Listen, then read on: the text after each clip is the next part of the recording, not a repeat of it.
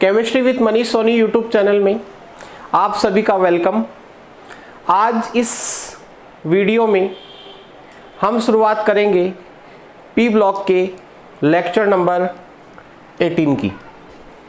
17 lectures इस chapter के मैं आपको पूरे करवा चुका हूं और जो हमारा पिछला लेक्चर था उसमें हमने पी ब्लॉक में वर्ग नंबर 17 कंप्लीट कर लिया था। आज इस वीडियो में हम वर्ग नंबर 18 को शुरू करेंगे। वर्ग नंबर 18, वर्ग नंबर 18 को अक्रिय गैस वर्ग कहा जाता है। क्या कहा जाता है बच्चों?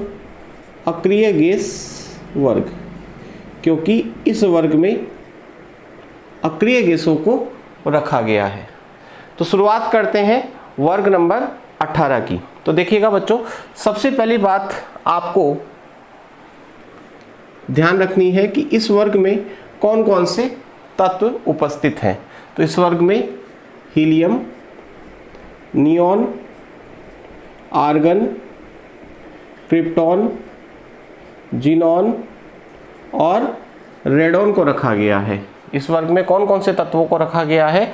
Helium, neon, argon, krypton, xenon और रेडॉन। ठीक है। अब ये जो तत्व है इनको अक्रिय गैस कहा जाता है।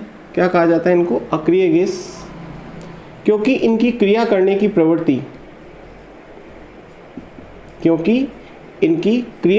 प्रवृत्ति लगभग नगण्य होती है। इनकी प्रवृत्ति अभिक्रिया करने की नहीं होती, अर्थात ये अक्रिय होती है। इस कारण से इनको क्या कहा जाता है? अक्रिय गैस या उत्कृष्ट गैस कहा जाता है। क्या कहा जाता है? उत्कृष्ट गैस। बात आती है कि सर इनकी अभिक्रिया करने की प्रवृत्ति लगभग नगण्य क्यों होती है, ये अक्रिय क्यों होती है? तो देखिएगा, यदि हम बात करें अक्रिय गैसों की, यदि हम बात करें वर्ग 18 के तत्वों की, तो इनका जो इलेक्ट्रॉनिक विन्यास होता है, क्या? इलेक्ट्रॉनिक विन्यास, वो इलेक्ट्रॉनिक विन्यास स्थायी होता है। और स्थायी इलेक्ट्रॉनिक विन्यास के कारण से इनकी प्रवृत्ति अभिक्रिया करने की नहीं होती है या लगभग नगण्य होती है, जिस कारण से इन्हें अक्रिय गैस या उत्कृष्ट गैस कहा जाता है। सर इनका इलेक्ट्रॉनिक विन्यास क्या होता है? जैसे अपन बात करें हीलियम की, तो हीलियम का इलेक्ट्रॉनिक विन्यास है 1s2, जो कि पूर्ण पूरित इलेक्ट्रॉनिक विन्यास है। पूर्ण पूरित क्या है? इलेक्ट्रॉनिक विन्यास। पूर्ण पूरित का मतलब होता है कि पूरा भरा हुआ। तो आप देख रहे हैं जो S उपकोष है वो पूर्ण रूप से क्या है? भरा हुआ है। शेष तत्वों की बात करें, यानी नियॉन, आर्गन, क्रिप्टॉन, जीनॉन और रेडॉन की, तो इनका जो सामान्य इलेक्ट्रॉनिक विन्यास होता है वो होता है NH2 NP6। तो आप देख पा रहे हैं P6 इलेक्ट्रॉनिक विन्यास है, अर्थात पूर्ण पूरित इलेक्ट्रॉनिक विन्यास है। पूर्ण पूरित इलेक्ट्रॉनिक विन्यास। और पूर्ण पूरित इलेक्ट्रॉनिक विन्यास जो होता है बच्चों, वो क्या होता है? स्थायी होता है। क्या होता है? स्थायी। तो स्थायी इलेक्ट्रॉनिक विन्यास के कारण, या फिर मैं यूँ कहूँ पूर्ण पूरित इलेक्ट्रॉनिक विन्यास के कारण जो कि स्थायी होता है, ये जो गैसें होती है इनकी प्रवृत्ति अभिक्रिया करने की नहीं होती है या लगभग नगण्य होती है, जिस कारण से इनको अक्रिय गैस या उत्कृष्ट गैस कहा जाता है। तो बोर्ड एग्जाम में आपसे क्वेश्चन पूछा जा सकता है कि वर्ग 18 के तत्वों को अक्रिय गैस या उत्कृष्ट गैस क्यों कहा जाता है? तो आप कहोगे क्योंकि इनका इलेक्ट्रॉनिक विन्यास पूर्ण पूरित होता है, जो कि एक स्थायी इलेक्ट्रॉनिक विन्यास है। और स्थायी इलेक्ट्रॉनिक विन्यास के कारण इनकी प्रवृत्ति अभिक्रिया करने की नहीं होती या लगभग क्या होती है? नगण्य होती है। विशेष परिस्थितियों में कुछ गैसें क्रिया कर लेती है, बाकी सामान्य परिस्थितियों में ये अभिक्रिया नहीं करती। इनकी प्रवृत्ति अभिक्रिया करने की नहीं होती, जिस कारण से इनको क्या कहा जाता है बच्चों? अक्रिय गैस कहा जाता है। तो वर्ग 18 में कौन कौन से तत्वों को रखा गया है? Helium, neon, argon, krypton, xenon और रेडॉन। ठीक है। रेडॉन के अतिरिक्त शेष सभी अक्रिय गैसें वायुमंडल में पाई जाती है। तो 1 मार्क का क्वेश्चन बोर्ड एग्जाम में बन सकता है कि उस अक्रिय गैस का नाम लिखो जो वायुमंडल में नहीं पाई जाती। तो वो कौन सी गैस होगी? रेडॉन होगी, क्योंकि यह एक रेडियो एक्टिव गैस होती है। कैसी गैस होती है? रेडियो एक्टिव गैस होती है, जिस कारण से वायुमंडल में नहीं पाई जाती। तो helium, neon, argon, krypton, xenon ये वायुमंडल में पाई जाती है, लेकिन रेडॉन वायुमंडल में नहीं पाई जाती। दूसरा क्वेश्चन क्या बन सकता है कि वर्ग 18 के तत्वों को उत्कृष्ट गैस से क्यों कहा जाता है या अक्रिय गैस से क्यों कहा जाता है? क्योंकि ये अक्रिय होती है। और अक्रिय क्यों होती है? क्योंकि इनका इलेक्ट्रॉनिक विन्यास क्या होता है? स्थायी होता है। इलेक्ट्रॉनिक विन्यास क्या होता है? स्थायी। स्थायी होने का मतलब कैसा होता है? पूर्ण पूरित इलेक्ट्रॉनिक विन्यास होता है। और पूर्ण पूरित इलेक्ट्रॉनिक विन्यास होने के कारण से इनकी प्रवृत्ति अभिक्रिया करने की नहीं होती, इसलिए इनको क्या कहा जाता है? अक्रिय गैस या उत्कृष्ट गैस। या फिर आपसे ये भी पूछा जा सकता है कि वर्ग 18 के तत्व अक्रिय क्यों होते हैं, या वर्ग 18 में जो तत्व जो गैसें रखी गई है वो अक्रिय क्यों है? क्योंकि इनकी प्रवृत्ति अभिक्रिया करने की नहीं है। क्यों नहीं अभिक्रिया करने की? क्योंकि इनका इलेक्ट्रॉनिक विन्यास क्या होता है? पूर्ण पूरित होता है, स्थायी होता है। इसके बाद में सामान्य इलेक्ट्रॉनिक विन्यास की मैंने आपको बात कर ही ली। सामान्य इलेक्ट्रॉनिक विन्यास मैंने आपको क्या बताया? सामान्य इलेक्ट्रॉनिक विन्यास NH2 NP6, जबकि हीलियम का क्या होता है बच्चों? 1s2। ठीक है, हीलियम जो है इलेक्ट्रॉनिक विन्यास के आधार पर देखें तो s ब्लॉक का तत्व होता है, लेकिन अक्रिय गैस होने के कारण इसको p ब्लॉक में वर्ग नंबर 18 में रखा गया है। अंतिम इलेक्ट्रॉन हीलियम में किस में जा रहा है? s उपकोष में जा रहा है, जिस कारण से हीलियम s ब्लॉक का तत्व है, लेकिन अक्रिय गैस होने के कारण इसको वर्ग नंबर 18 में रखा गया है। ठीक है। नंबर 2 है परमाणु आकार। परमाणु आकार देखिएगा, वर्ग में ऊपर से नीचे जाने पर, वर्ग में ऊपर से नीचे जाने पर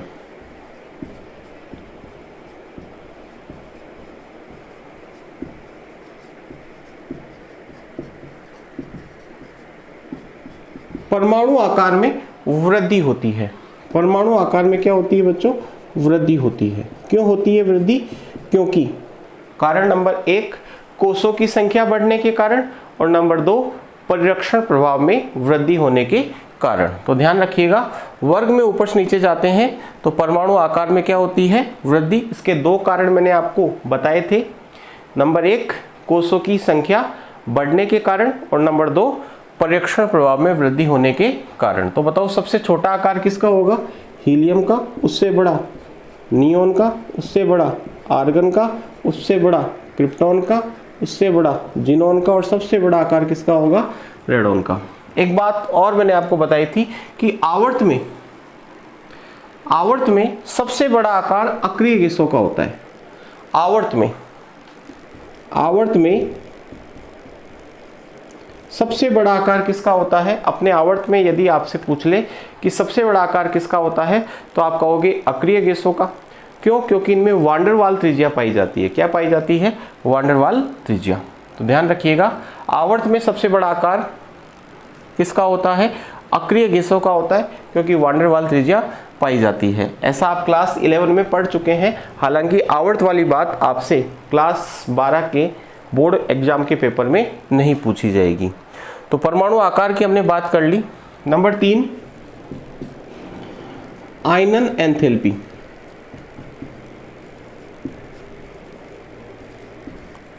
आयनन एंथैल्पी के बारे में मैंने आपको बताया था, किसी विलगित गैसीय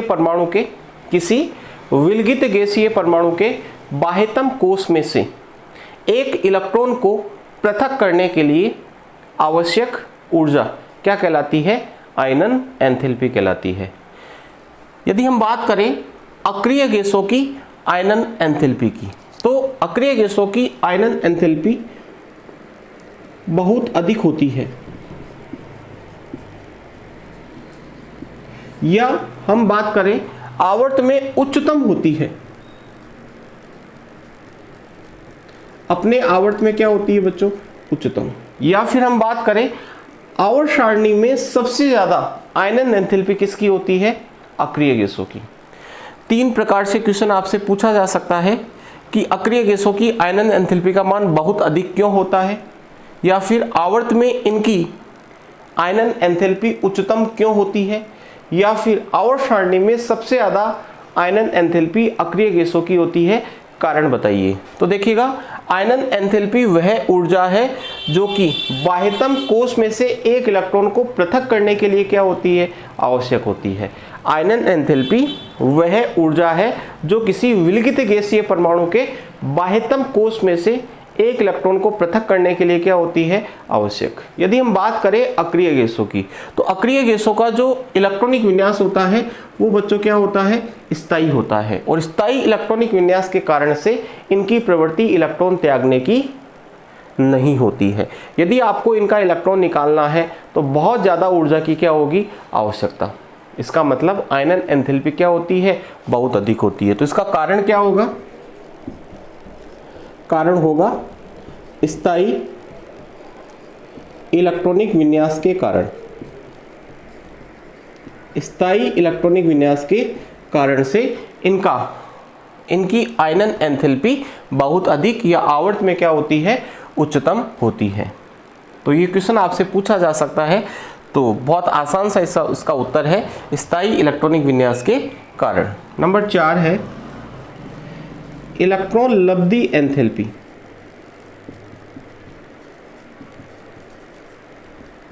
इलेक्ट्रॉन लब्धि एंथैल्पी क्या होती है, परिभाषा और इसको अच्छे से मैंने आपको समझाया था।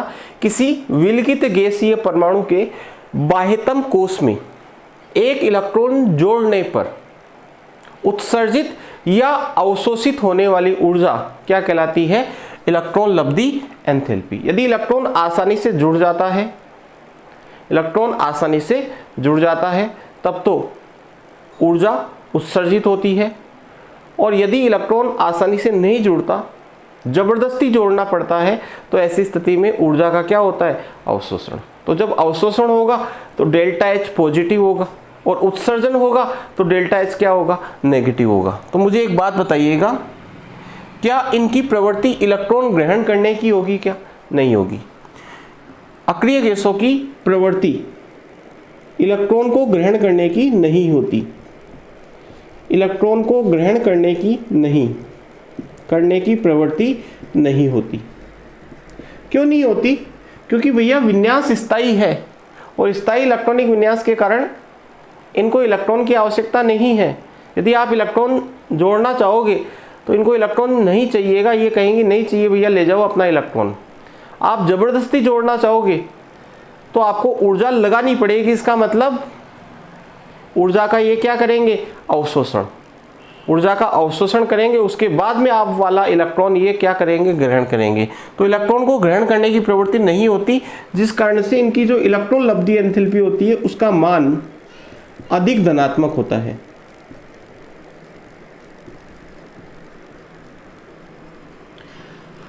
तो ये बोर्ड एग्जाम में क्वेश्चन पूछा जा सकता है कि अक्रिय गैसों की इलेक्ट्रॉन लब्धि एंथैल्पी का मान अधिक धनात्मक क्यों होता है, क्योंकि इनकी प्रवृत्ति इलेक्ट्रॉन ग्रहण करने की नहीं होती। क्यों नहीं होती, क्या कारण है इसका, स्थायी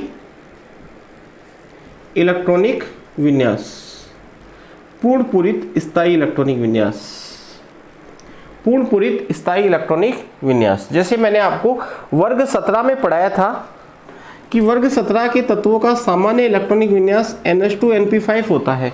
इनकी प्रवृत्ति इलेक्ट्रॉन को ग्रहण करने की बहुत ज़्यादा होती है।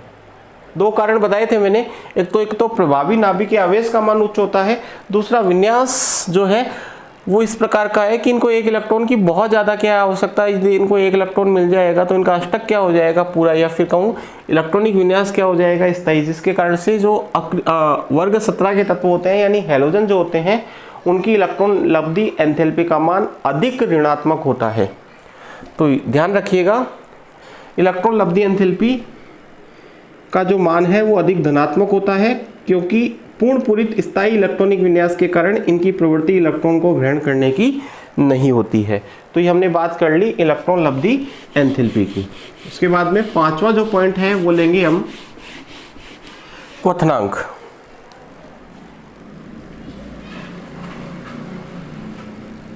क्वथनांक की यदि हम बात करें तो अक्रिय गैसें जो होती है वो एकल परमाणुविक अवस्था में पाई जाती है, एकल परमाणुविक अवस्था में।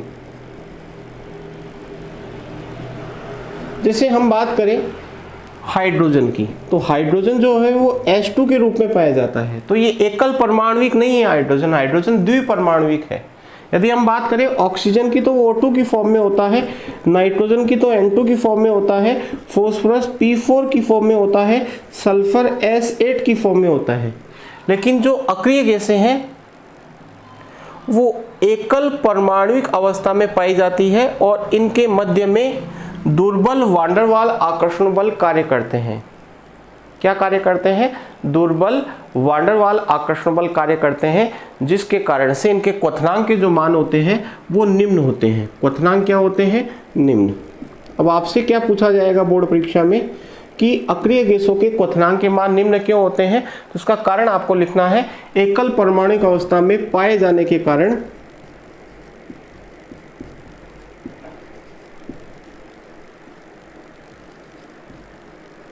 इनके मध्य दुर्बल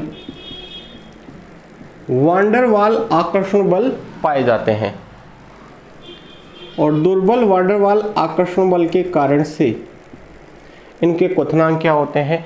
निम्न होते हैं। तो थोड़ा इसको ध्यान रखिएगा, क्वथनांक निम्न होते हैं क्योंकि इनके परमाणुओं के मध्य दुर्बल वान डेर वाल आकर्षण बल पाए जाते हैं। ठीक है, ये बात कर ली हमने क्वथनांक की। विद्युत ऋणता की यहाँ पे हम बात करते नहीं है। इसके बाद में हम बात करेंगे जिनोन के फ्लोराइड्स। देखिएगा, मैंने आपको बताया था कि अक्रिय गैसों की प्रवृत्ति अभिक्रिया करने की नहीं होती है सामान्य परिस्थितियों में, लेकिन विशेष परिस्थितियों में कुछ यौगिक ज्ञात हैं, जैसे जिनोन के। तो हम जिनोन के कुछ यौगिक पढ़ रहे हैं जिनमें जिनोन के फ्लोराइड्स हमें पढ़ने हैं। जिनोन एक ऐसी गैस है जो फ्लोरीन के साथ विशेष परिस्थितियों में उच्च ताप और उच्च दाब पर क्या कर सकती है? अभिक्रिया कर सकती है। तो हमारे सिलेबस में यहाँ पर जिनोन के फ्लोराइड्स हैं। ठीक है, ये देखिएगा, helium, neon, argon, krypton, xenon और रेडोन। रेडोन रेडियो एक्टिव है। हीलियम के कोई यौगिक नहीं होते, नियोन के भी कोई यौगिक नहीं होते, आर्गन के भी कोई यौगिक नहीं होते। क्रिप्टॉन का एक यौगिक पाया जाता है KrF2, लेकिन क्रिप्टॉन हमारे सिलेबस में नहीं है उसका यौगिक। जिनोन जो है उसका जो आयनन विभव है, देखिएगा एक बात और बता देता हूँ आपको, helium, neon, argon, krypton, xenon और रेडोन। ठीक है, इनका आयनन विभव क्या होता है? उच्च होता है। मैंने आपको बताया था बहुत उच्च होता है। और वर्ग में नीचे जाएंगे तो बताओ आयनन विभव में क्या आएगी? कमी आएगी, क्योंकि परमाणु आकार में क्या होती है? वृद्धि होती है। ये बात मैं आपको बताना भूल गया, वापस से सुन लीजिएगा। हालांकि पिछले वर्ग में बताता आ रहा हूँ तो आपको बात समझ में वैसे ही आ जाती है यदि आप नोट्स पढ़ते। वर्ग में ऊपर से नीचे जाते हैं तो परमाणु आकार बढ़ने के कारण से आयनन विभव में क्या आएगी? कमी आएगी। तो देखो, यदि हम रेडोन को छोड़ दें तो इसका आयनन विभव क्या है? सबसे कम है। इनमें सबसे कम किसका है? जिनोन का है। और जिनोन का आयनन विभव कम होने के कारण यह फ्लोरीन के साथ विशेष परिस्थितियों में क्या कर सकता है? अभिक्रिया कर सकता है और फ्लोराइड्स का क्या करता है? निर्माण। तो यहाँ पे हमें जिनोन के फ्लोराइड्स पढ़ने हैं। तो 3 फ्लोराइड्स हैं, XCF2, XCF4 और XCF6। तो इन तीनों को किस प्रकार से बनाया जाता है ये हमें पढ़ना है। तो देखिएगा, सबसे पहले XCF2 को बनाने के लिए क्या करते हैं? Xc की क्रिया F2 के साथ करवाते हैं। लेकिन यहाँ पर एक शर्त है। क्या शर्त है? कि जिनोन और फ्लोरीन को 1:3 में लेना है। इसका मतलब क्या है कि 1 लीटर यदि आप जिनोन गैस लेते हो तो 3 लीटर आपको क्या लेनी है? Fluorine gas. तभी रिएक्शन होगी, साथ में विशेष परिस्थितियां भी क्या होगी? आवश्यक। ठीक है, तो 1 लीटर इसका लो, 3 लीटर इसके लो। तो जब इसके 3 लीटर लोगे तो उन 3 लीटर में से केवल 1 लीटर इस जिनोन के साथ क्या होगा? जुड़ पाएगा और क्या बनाएगा? XCF2। समझ में आ रही है? इसका 1 लीटर है, इसके कितने अनुपात क्या है? इनका 1:3। ठीक है, तो जिनोन का 1 लीटर और फ्लोरीन का 3 लीटर लिया, लेकिन फ्लोरीन के 3 लीटर में से 1 लीटर इस जिनोन के साथ रिएक्शन कर रहा है और क्या बना रहा है, HCF2। ठीक है, 2 लीटर काम में नहीं आएगा, फ्लोरीन का 2 लीटर वेस्ट चला जाएगा। लेकिन अभिक्रिया करने के लिए यहाँ पर टेम्परेचर और प्रेशर की भी क्या होगी, रिक्वायरमेंट होगी। तो यहाँ पर टेम्परेचर चाहिए होता है 673 केल्विन और प्रेशर चाहिए होता है 1 बार। ठीक है, अब HCF4 बनाना है तो कैसे बनेगा, देखो Xc प्लस F2। ठीक है, 1:5 यानी 1:5 में इनको लिया जाता है। इसका 1 लीटर और इसके 5 लीटर लिए जाते हैं। इन 5 लीटर में से इसके 2 लीटर काम में आते हैं। कितने लीटर काम में आते हैं, 2। तो बताओ Xc प्लस 2F2 से क्या बन जाएगा, HCF4। ठीक है, और यहाँ पे टेम्परेचर रिक्वायर्ड होता है 873 केल्विन और प्रेशर रिक्वायर्ड होता है 7 बार। ठीक है, चलो HCF6 बनाना है तो Xc प्लस F2 अनुपात लिया जाता है 1:20, यानी इसका 1 लीटर और इसका 20 लीटर। 20 लीटर में से 3 लीटर काम में आते हैं, 17 लीटर वेस्ट चले जाते हैं और टेम्परेचर रिक्वायर्ड होता है 573 केल्विन और प्रेशर कितना, 60 से 70 बार।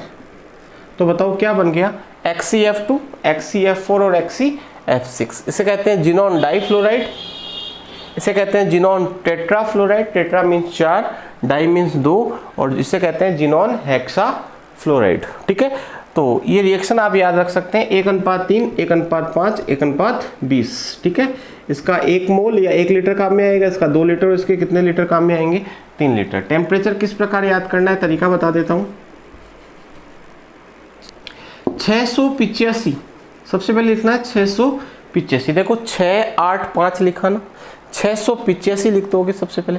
685 लिखा, 685, फिर 73। ठीक है, तो याद रख लो 685 का 73, 685 का 73, 685 का 73 का 73 का 73। ठीक है, और प्रेशर याद रखना है 1 बार, 7 बार और 60 से 70 बार। तो थोड़ा हिंट बताया है ताकि आप टेम्परेचर प्रेशर याद रख सको। अगर याद नहीं आए तो यहाँ पर गरम का निशान लिख देना और नीचे लिख देना उच्च दाब। ठीक है, चलिएगा। जिनोन के फ्लोराइड्स की हमने बात कर ली। अब हमारा जो अगला टॉपिक है वो है जिनोन के फ्लोराइड्स का जल अपघटन। जल अपघटन। तो जिनोन के 3 फ्लोराइड्स मैंने आपको बताए, HCF2, HCF4 और HCF6। तो इन तीनों का जल अपघटन हमें करवाना है, अर्थात जल के साथ अभिक्रिया लिखनी है। और ये जो अभिक्रियाएं हैं काफ़ी इंपॉर्टेंट है, बोर्ड एग्जाम में कभी कभी पूछ ली जाती है।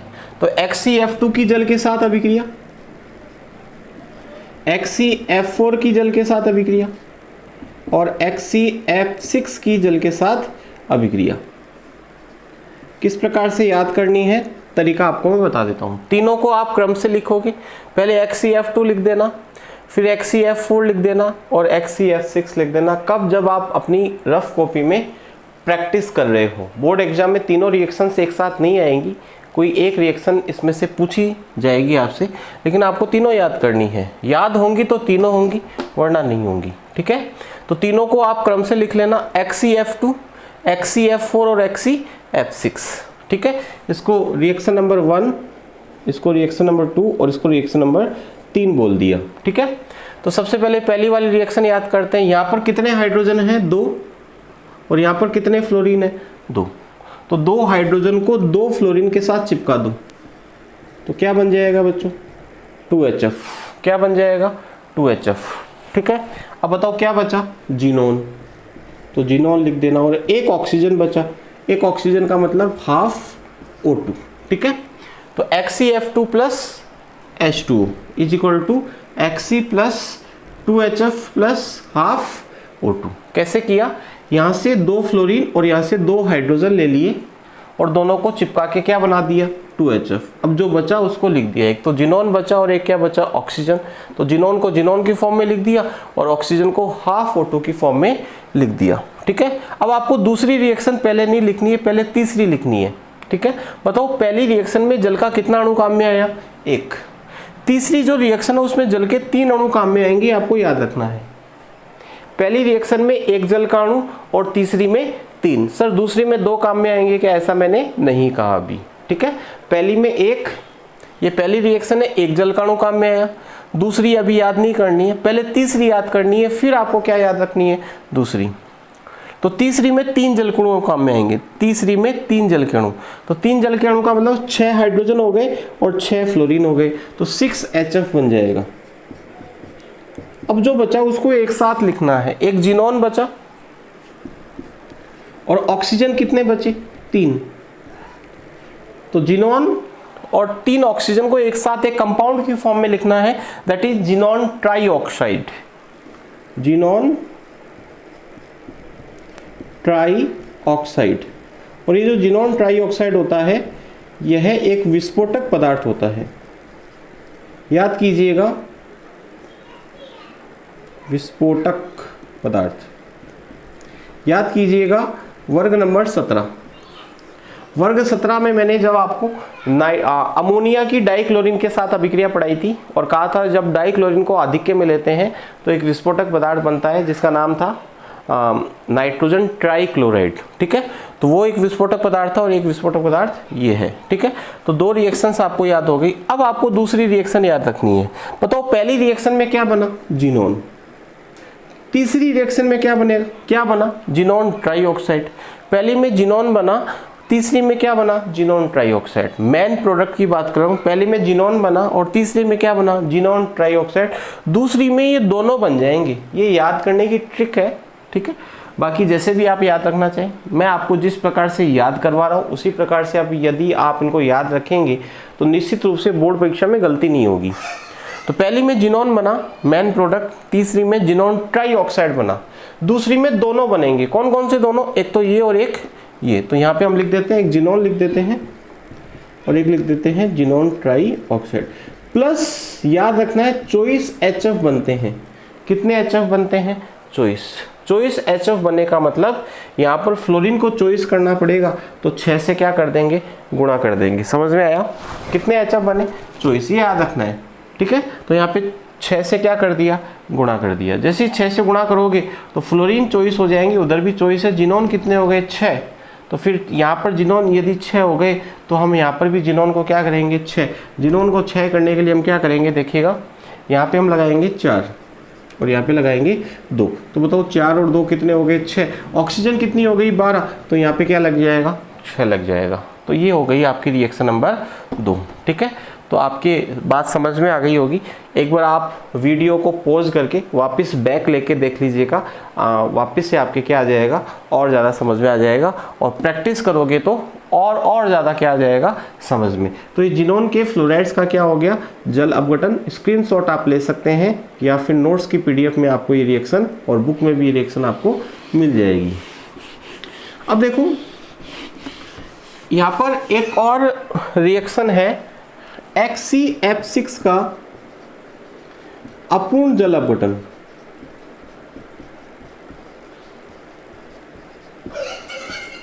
HCF6 का अपूर्ण जल अपघटन, ये भी कभी कभी एग्जाम में पूछ लिया जाता है, तो इसको भी आपको देखना है। HCF6 की यदि हम बात करें तो अपूर्ण जल अपघटन का क्या मतलब है, देखिएगा। अभी मैंने आपको 3 रिएक्शन बताई थी जल अपघटन की, पहली HCF2, दूसरी HCF4 और तीसरी HCF6। और वो जो तीनों रिएक्शन थी उसमें जो हमने जल के अणु काम में लिए थे, वो पहली रिएक्शन में 1 जल का अणु था, दूसरी में 12 हो गए थे और तीसरी में कितने थे, 3 थे ना। तो HCF6 का हमने वहाँ पर जो जल अपघटन करवाया था वो पूर्ण जल अपघटन था। क्या था, पूर्ण जल अपघटन। और पूर्ण जल अपघटन में कितने अणु काम में आए, 3। HCF6 के पूर्ण जल अपघटन में जब कुछ नहीं कहा जाता तो जल अपघटन जो होता है वो पूर्ण जल अपघटन ही होता है, या पूर्ण जल अपघटन जो होता है वो जल अपघटन ही होता है। बात समझ में आ रही होगी आपके। तो यहाँ पर हम यदि बात करें तो अपूर्ण जल अपघटन के लिए जल के अणुओं की संख्या 3 से हमें कम रखनी पड़ेगी। 3 से कम रखने का मतलब या तो 1 रखो या कितनी रखो, 2 रखो, ठीक है। तो अपूर्ण जल अपघटन में या तो एक जल का अणु होगा या कितने होंगे, 2। सर XeF4 और XeF2 का, XeF4 और XeF2 का अपूर्ण जल अपघटन नहीं है क्या? नहीं, वो हमारे यहाँ पर नहीं है। सिर्फ इतना ही आपको याद रखना है, ठीक है। केवल XeF6 का अपूर्ण जल अपघटन का केमिकल रिएक्शन आपको याद रखना है। तो देखो कितने हाइड्रोजन है, 2, यहाँ से 2 फ्लोरीन ले लो तो 2 HF बन जाएंगे, प्लस एक जिनोन है, जिनोन लिख दिया, ठीक है। बताओ एक क्या है, ऑक्सीजन, ऑक्सीजन लिख दिया, और 4 फ्लोरीन बचे कि नहीं बचे इसके पास, तो क्या बन गया XeOF4। तो XeF6 प्लस H2O से क्या बन गया, XeOF4 प्लस 2 अणु किसके बन गए, HF के, ठीक है। अब 2 जल के अणुओं से यदि आप अपूर्ण जल अपघटन करवाते हो तो इसके पास 4 हाइड्रोजन हो गए, तो इसके 4 फ्लोरीन ले लो तो क्या बन जाएगा 4HF, प्लस ये क्या है जिनोन, और ऑक्सीजन कितनी बची, 2, और 2 ही क्या बचे फ्लोरीन, तो XeO2F2। तो एक तो बनता है XeOF4, एक बनता है XeO2F2। तो इंपॉर्टेंट केमिकल रिएक्शन है, इसका स्क्रीनशॉट आप ले सकते हैं, ठीक है। चलिएगा आगे देखते हैं। इसके बाद में इस लेक्चर में हमारा जो अगला टॉपिक है वो है जिनोन के यौगिकों की संरचनाएं।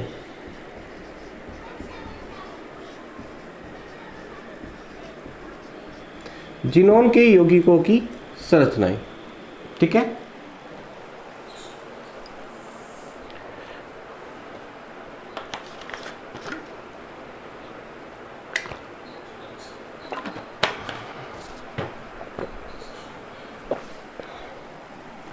नंबर 1 है XeF2।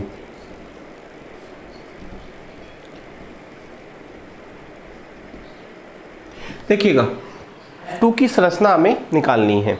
तो देखिएगा वर्ग नंबर 17 में जब मैंने आपको अंतरा हैलोजन यौगिक पढ़ाए थे तब मैंने आपको वहाँ पर बताया था कि सबसे पहले हम संकरण निकालते हैं और संकरण के आधार पर संरचना को डिसाइड करते हैं, ठीक है। और संकरण निकालने का तरीका मैंने आपको बताया था कि सबसे पहले हम स्मॉल n का मान निकालते हैं। स्मॉल n बराबर होता है केंद्रीय परमाणु के बाह्यतम कोश में इलेक्ट्रॉन की संख्या प्लस एकल संयोजी पार्श्व परमाणु की संख्या बटा 2, यही बताया था। और फिर जो n का मान आता है उसके आधार पे हम संकरण निकाल लेते हैं, फिर उसकी मूल संरचना होती है और मूल संरचना से हम क्या निकालते हैं, संरचना निकालते हैं। तो n इज इक्वल टू केंद्रीय परमाणु कौन है, जिनोन, जिनोन के बाह्यतम कोश में इलेक्ट्रॉन की संख्या 8 प्लस एकल संयोजी परमाणु कितने हैं, 2 फ्लोरीन है, बटा 2 इज इक्वल टू 8 प्लस 2 बटा 2 कितना होगा 5 का मतलब संकरण क्या होगा sp3d। और sp3d संकरण पर मूल आकृति मैंने आपको बताई थी त्रिकोणीय द्विपिरामिड। ये त्रिकोण हो गया और ये क्या हो गया 2 पिरामिड। यहाँ पे हम क्या लगा देंगे, जिनोन, ठीक है। अब देखो स्थिति कितनी है, 1 2 3 4 5, खाली स्थितियाँ कितनी है 5, 1 2 3 4 5, और हमारे पास पार्श्व परमाणु कितने हैं 2। इसका मतलब अंतर कितने का है 3 का। इसका मतलब 3 लोन पेयर होंगे। तो 3 लोन पेयर को रखने का तरीका बताया था, एक लोन पेयर यहाँ रख दो, एक यहाँ रख दो, एक यहाँ रख दो। लोन पेयर को हमेशा निरक्षीय स्थितियों पर रखा जाता है। तो बताओ यहाँ पर फ्लोरीन आ जाएगा और यहाँ पर फ्लोरीन, तो आकृति कैसी हो गई बच्चों, रेखीय। तो संकरण होगा sp3d और आकृति होगी रेखीय। रेखीय आकृति है कि नहीं है, लोन पेयर को कभी भी संरचना में शामिल नहीं करते। तो XeF2 आपके समझ में आ गया होगा, ठीक है। अब हम बात करेंगे XeF4 की। सबसे पहले हम निकालेंगे संकरण। तो जिनोन के बाह्यतम कोश में इलेक्ट्रॉन की संख्या 8 प्लस 4 बटा 2 बराबर 6, और 6 का मतलब 8 प्लस 4 12, 12 बटा 2 कितना हो गया 6, 6 का मतलब sp3d2। और sp3d2 पर मूल आकृति कैसी होती है बच्चों, अष्टफल की है। तो अष्टफलक हम बना लेते हैं। यहाँ पे क्या आएगा बच्चों, जिनोन आएगा, ठीक है। चलिएगा अब देखो खाली स्थितियां कितनी है? 1 2 3 4 5 और 6, और पार्ट्स परमाणु कितने हैं? 4। इसका मतलब 2 स्थितियां ऐसी होंगी जहां पर क्या आएंगे? लोन पेयर आएंगे। इसका मतलब HCF4 में जिनोन के पास कितने लोन पेयर हैं? 2। तो एक लोन पेयर को यहाँ पे पुट कर देंगे, एक लोन पेयर को यहाँ पे पुट कर देंगे, यहाँ पे फ्लोरीन, यहाँ पे फ्लोरीन, यहाँ पे फ्लोरीन, यहाँ पे फ्लोरीन। बताओ आकृति कैसी हो गई? वर्गाकार समतल, वर्गाकार समतल आकृति हो गई। तो बताओ ये क्या हो गया? HCF4 ये वर्ग है और क्या है? समतल है। ठीक है, चलो इसके बाद में नंबर 3 ले रहे हैं HCF6। HCF6 का सबसे पहले संकरण निकाल लेते हैं। N = 8 + 6/2, 8 और 6 14, 14/2 का मतलब 7, 7 का मतलब sp3d3। sp3d3 संकरण पर मूल आकृति कैसी होती है बच्चों? पंचभुजीय द्विपिरामिडीय। ये देखो ये 5 भुजाएं हो गई। ठीक है, पंचभुजीय या पंचकोणीय भी बोलते हैं इसको। तो यहाँ पे जिनोन, एक पिरामिड ऊपर और एक नीचे। ठीक है, अब देखो खाली स्थितियां कितनी है? 1 2 3 4 और 5 और 6 और 7। 7 खाली स्थिति है और पार्ट्स परमाणु केवल कितने हैं? 6। इसका मतलब एक जगह ऐसी होगी जहां पर क्या आएगा? Lone pair. इसका मतलब जिनोन के पास एक क्या है? Lone pair. उस लोन पेयर को हम यहाँ पर पुट कर देंगे, कहीं पर भी कर सकते हो। केवल लोन पेयर पुट करते समय त्रिकोणीय द्विपिरामिडीय संरचना में थोड़ा ध्यान रखना है। बाकी आप किसी भी स्ट्रक्चर में कहीं पर भी लोन पेयर रखो, कोई दिक्कत नहीं होगी। लेकिन जहाँ मैं बता रहा हूँ वहाँ रखोगे तो स्ट्रक्चर को पहचानने में क्या होगी? आसानी होगी। ठीक है, तो यहाँ पे लोन पेयर रख देना, बाकी जगह फ्लोरीन रख देना। तो बताओ ये जो आकृति है ना, इस आकृति को क्या बोलोगे? इस आकृति के 2 नाम हैं। एक तो है विकृत अष्टफलकीय, विकृत अष्टफलकीय, या इसको पंचभुजीय पिरामिडीय संरचना भी कहते हैं। पंचभुजीय पिरामिडीय। ठीक है, वैसे इसका अच्छा नाम क्या है? विकृत अष्टफलकीय। अष्टफलक को यदि विकृत करते हो तो कुछ इस प्रकार की आकृति बनती है। तो याद रखिएगा इसका नाम क्या है? विकृत अष्टफलकीय या पंचभुजीय पिरामिडीय या एकल पिरामिडीय भी इसको बोल सकते हैं, क्योंकि एक ही पिरामिड बन रहा है नीचे की ओर। लोन पेयर को कभी भी संरचना में शामिल नहीं करते। स्क्रीनशॉट ले सकते हैं। इसके बाद में नंबर 4 है HCO3। HCO3 सबसे पहले संकरण निकाल लेते हैं। बताओ जिनोन के बाह्यतम कोश में इलेक्ट्रॉन की संख्या 8, एकल संयोजी परमाणु है नहीं। ऑक्सीजन क्या है? द्विसंयोजी, इसलिए हम 8 में कुछ जोड़ेंगे नहीं, सीधा 2 का भाग देंगे। कितना आएगा? 4। 4 का मतलब संकरण क्या हो गया? sp3। और sp3 संकरण पर मूल आकृति कैसी होती है बच्चों? चतुष्फलकीय। यहाँ पे लिख दिया जिनोन। अब देखो खाली स्थिति 1 2 3 4, जबकि पार्ट्स परमाणु कितने हैं? केवल 3। इसका मतलब एक जगह क्या आएगा? Lone pair. इसका मतलब जिनोन के पास एक क्या है? लोन पेयर है। उस लोन पेयर को हम यहाँ पे पुट कर देंगे, बाकी जगह ऑक्सीजन लगा देंगे। लेकिन जब भी ऑक्सीजन लगाओ तो डबल बॉन्ड के साथ लगाना, क्योंकि ऑक्सीजन द्विसंयोजी होता है। तो बताओ ये जो आकृति है ना, इसको हम कहते हैं पिरामिडीय या त्रिकोणीय पिरामिडीय भी बोल देते हैं कई बार, त्रिकोणीय पिरामिडीय। ठीक है, अमोनिया की जैसी आकृति है इसकी। अमोनिया की भी कुछ इस प्रकार की आकृति थी। थोड़ी डिजाइन बनाने के लिए यहाँ पे ऐसे आप ऑर्बिटल बना सकते हैं। तो ये क्या हो गया? HCO3, त्रिकोणीय पिरामिडीय या पिरामिडीय। उसके बाद में नंबर 5 है HCOF4। N का मान निकाला। सबसे पहले केंद्रीय परमाणु के बाह्यतम कोश में इलेक्ट्रॉन की संख्या। केंद्रीय परमाणु जिनोन होगा कि ऑक्सीजन होगा? फ्लोरीन तो होगा ही नहीं, जो अकेला होता है वो केंद्रीय होता है। यहाँ पर 2 परमाणु अकेले हैं, तो जो पहले लिखा गया है वो क्या होगा? केंद्रीय। तो जिनोन के बाह्यतम कोश में इलेक्ट्रॉन की संख्या 8। ऑक्सीजन को काउंट नहीं करना है, क्योंकि ऑक्सीजन द्विसंयोजी होता है। फ्लोरीन कितने हैं? 4/2 बराबर 8 और 4 12, 12/2 यानी 6। 6 का मतलब संकरण क्या हो गया? sp3d2। ठीक है, sp3d2। और sp3d2 पर मूल आकृति कैसी होती है? अष्टफलकीय। तो हमने यहाँ पर अष्टफलक बना दिया। हमारे पास पार्ट्स परमाणु कितने हैं? 5। एक तो ऑक्सीजन है और 4 क्या है? फ्लोरीन। और स्थितियाँ कितनी है? 6 है ना। अष्टफलक में 6 स्थितियाँ होती है जहाँ पे हम लोन पेयर या एटम्स को पुट करें। तो बताओ, एक जगह लोन पेयर आएगा तो लोन पेयर को हम यहाँ पे रख सकते हो या ऊपर रख दो, कहीं पर भी रख दो, यहाँ कहीं रख दो, यहाँ पर भी रख सकते हो, लेकिन यहाँ रखोगे तो थोड़ी पहचानने में दिक्कत महसूस होगी, इसलिए सलाह दे रहा हूँ कि यहाँ पर ही रख दो। ठीक है, नीचे रख दो, ऊपर क्या रख दो? ऑक्सीजन। लोन पेयर, वापस से बता रहा हूँ, लोन पेयर का केवल ध्यान त्रिकोणीय द्विपिरामिडीय यानी sp3d संकरण में रखना होता है। चलो बाकी जगह फ्लोरीन। अब इस आकृति को ध्यान से देखो, ये क्या है? वर्ग और एक पिरामिड बन रहा है ऊपर। ये वर्ग है और एक पिरामिड ऊपर बन गया। इसको देखते नहीं है लोन पेयर को, तो बताओ वर्गाकार पिरामिडीय, वर्गाकार पिरामिडीय। ठीक है, चलिएगा। इसके बाद में नंबर 6 लेते हैं अपन। नंबर 6 है XCO2F2। Very important, XCO2F2। सबसे पहले n का मान निकाला 8 प्लस ऑक्सीजन को काउंट नहीं करना क्योंकि ऑक्सीजन द्विसंयोजी होता है।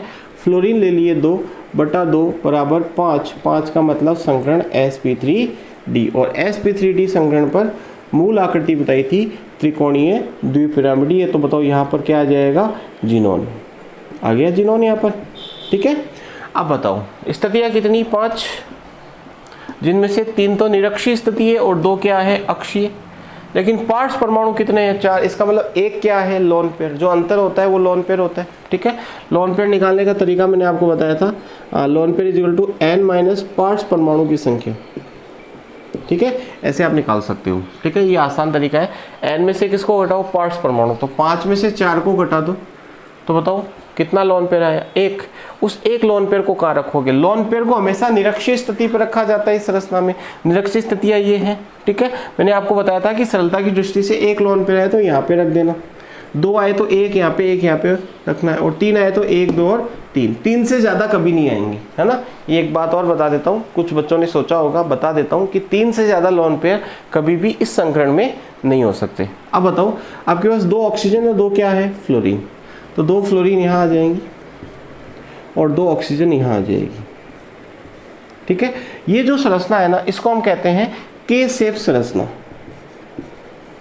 के आकृति, के बन रहा है कि नहीं बन रहा? ये देखो, एक डंडी ऐसी होगी, 2 डंडी है, ये के आकृति हो गई। ठीक है, के शेप। या इसको क्या कहते हैं?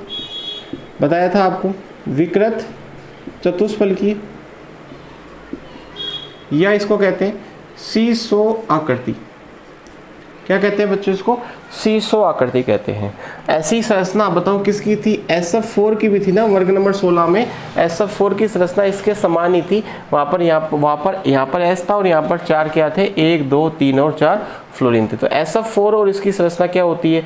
समान होती है। अब कुछ बच्चे ये सोच रहे होंगे कि सर आपने बताया कि 2 फ्लोरीन यहाँ रख दो और 2 ऑक्सीजन यहाँ रख दो और यहाँ पे लोन पेयर रख दो, तो क्या ऐसे नहीं हो सकता क्या कि यहाँ पर ऑक्सीजन रख दें और यहाँ फ्लोरीन रख दें? ऐसे सर ऐसे नहीं हो सकता क्या? यानी ऑक्सीजन की जगह फ्लोरीन रख दें? नहीं, ये गलत है और ये क्या है? सही।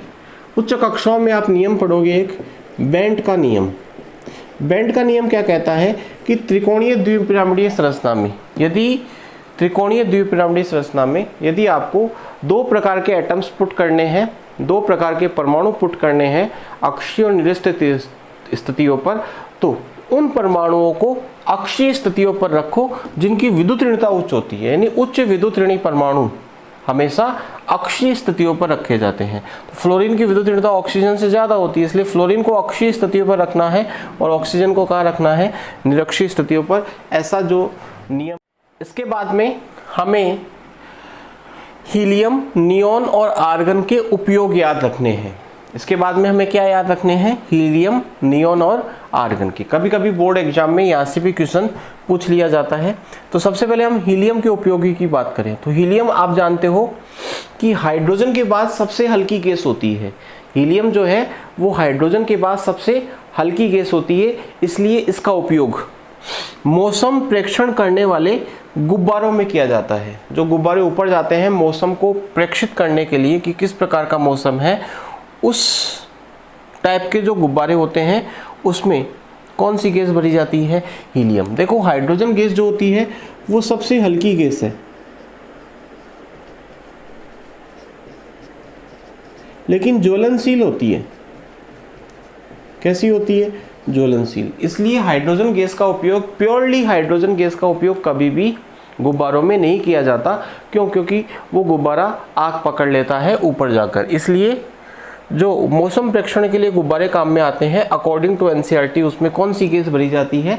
हीलियम। ठीक है, क्यों? क्योंकि हीलियम जो है वो हाइड्रोजन के बाद सबसे हल्की गैस है और ज्वलनशील नहीं है। दूसरा उपयोग है एमआरआई में, और ये उपयोग तो बोर्ड एग्जाम में पूछा भी जा चुका है। ठीक है, एमआरआई। एमआरआई का मतलब होता है मैग्नेटिक रेजोनेंस इमेजिंग, पूरा नाम है इसका, चुंबकीय अनुनाद प्रतिरूप। ठीक है, बीएससी के अंदर आप इसको स्टडी करते हो।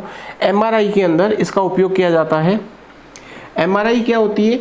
आपने सुना होगा, जब कोई रोगी होता है तो डॉक्टर आप कहता है कि एमआरआई करवानी पड़ेगी, तो आपने एमआरआई यानी शरीर की जांच होती है। तो एमआरआई में किसका उपयोग किया जाता है? हीलियम गैस का, गोताखोरी के उपकरणों में। फिलहाल याद रख लो, गोताखोरी के उपकरणों में कौन सी गैस होती है? हीलियम गैस का उपयोग किया जाता है। गोताखोरी के उपकरणों में ऑक्सीजन, नाइट्रोजन के साथ कौन सी गैस भरी जाती है? हीलियम। क्यों? क्योंकि ये रक्त में अविलेय गैस होती है, गैस स्थित नाभिकीय रिएक्टर में। ठीक है, तो ये 4 उपयोग किसके हैं? हीलियम के। नियोन की यदि हम बात करें तो विज्ञापन प्रदर्शन हेतु विसर्जन ट्यूब व प्रदीप्त बल्बों में। विज्ञापन प्रदर्शन, जो होर्डिंग लगे होते हैं, आपने देखा होगा रोड के ऊपर, बड़े बड़े कोचिंग है और जो बड़ी बड़ी स्कूल होती है वो अपना प्रचार करती है, या कोई कंपनी अपना प्रचार कर रही है, तो वहाँ पर उस होर्डिंग के अंदर जो बल्ब लगे होते हैं वो नियोन के बने होते हैं, यानी उसमें नियोन गैस होती है विसर्जन ट्यूब में। ठीक है, वनस्पति उद्यान और ग्रीन हाउस में नियोन बल्बों में इसका उपयोग किया जाता है। आर्गन का उपयोग, एक तो बल्ब में कौन सी गैस होती है? आर्गन। दूसरा ट्यूबलाइट जो होती है उसमें मरकरी की वाष्प के साथ कौन सी गैस भरी जाती है? आर्गन। ये देखिएगा, गोताखोरी के उपकरणों की मैं यदि बात करूँ, इसको यही बता देता हूँ।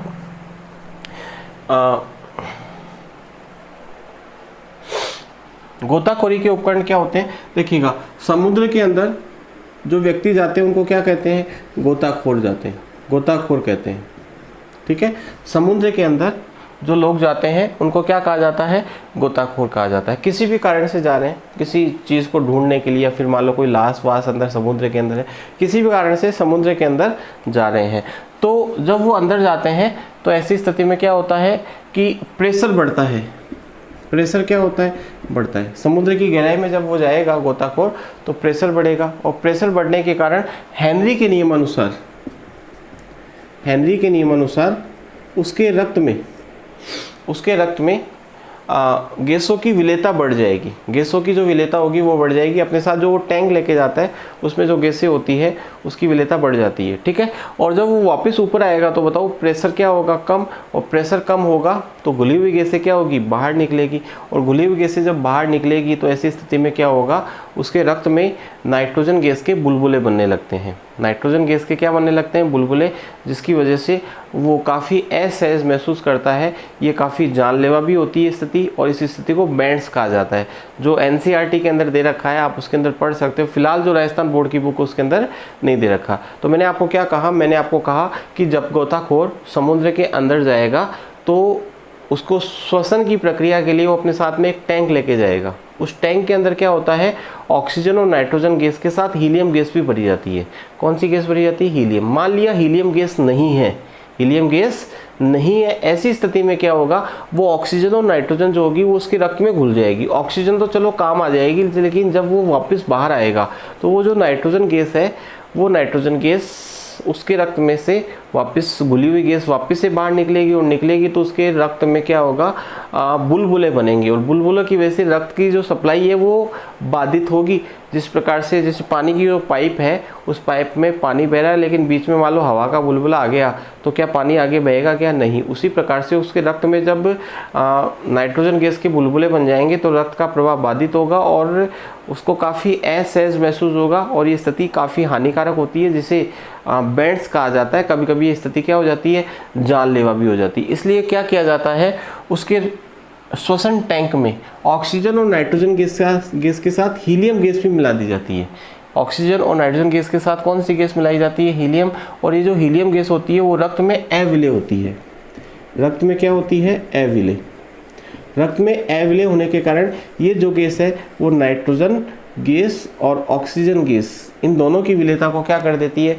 कम कर देती है, जिसके कारण से कम घुलती है और कम घुलेगी तो कम बाहर निकलेगी और उसके बैंड्स वाली प्रॉब्लम नहीं आएगी। तो मान लो आपसे पूछ ले कि हीलियम गैस का उपयोग गोताखोरी के उपकरणों में क्यों किया जाता है, क्या कारण है, तो आप कहोगे क्योंकि ये रक्त में क्या होती है? अविलेय गैस होती है, जिसके कारण से बैंड्स जैसी स्थिति उत्पन्न नहीं होती है।